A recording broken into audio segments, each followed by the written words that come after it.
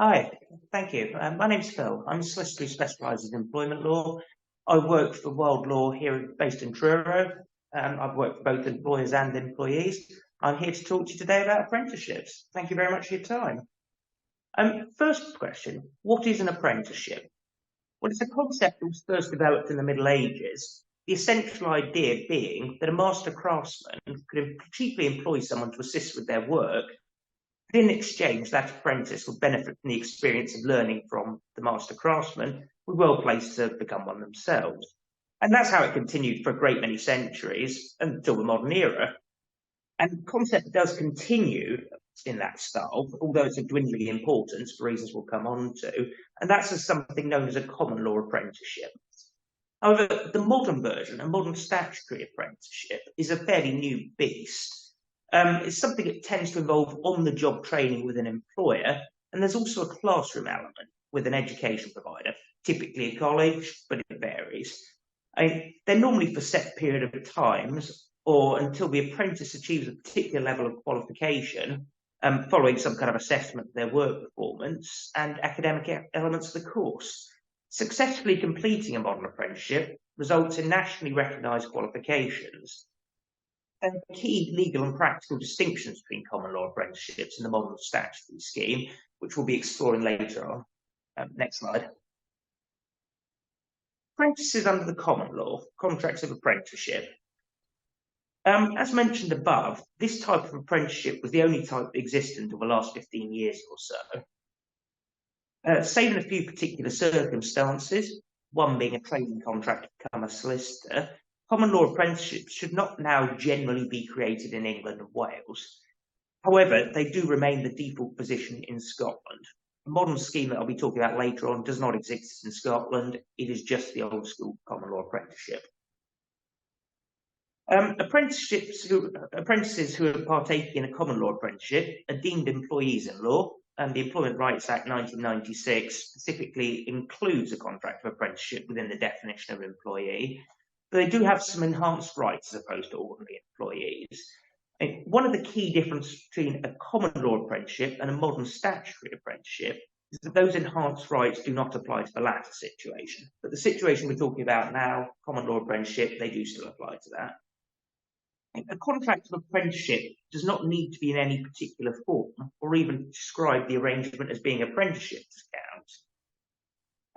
Is the main line of inquiry is actually trying to determine what the purpose of the arrangement is. Can it be said that the primary goal is the provision of labour, or can it be said that the primary goal is the provision of the craftsman training the apprentice? If it's the latter position, then there's a chance of the arrangement being a common law apprenticeship.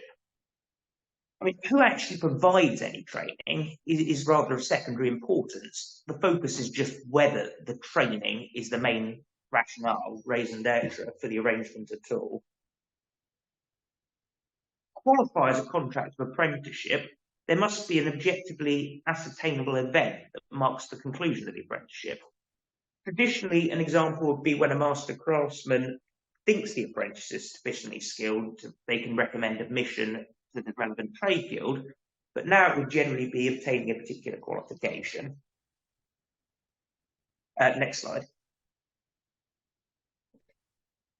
Terminating a common law apprenticeship. It's extremely important to understand that an employer has much reduced scope to dismiss a common law apprentice prior to the conclusion of the apprenticeship than would be the case with ordinary employees, or indeed modern statutory apprenticeships, the new model we're talking about later. Concepts like a probationary period are an irrelevance. In fact, the actual existence of a probationary period would strongly suggest the arrangement is not a common law apprenticeship, because the apprentice is not meant to be good to start with. The point is that the master, to use the old language, the master will train them. Therefore, they're not expected to perform their job to an adequate standard in the first 3 months. The presence of a probationary period could certainly be argued to point away from the arrangement being an apprenticeship at all. Likewise, concept like the need to have 2 years continuous service to bring an unfair dismissal claim, well, that is the case, but the majority of the value of any claim would not really be in an unfair dismissal claim. Instead, it would be in a breach of contract claim.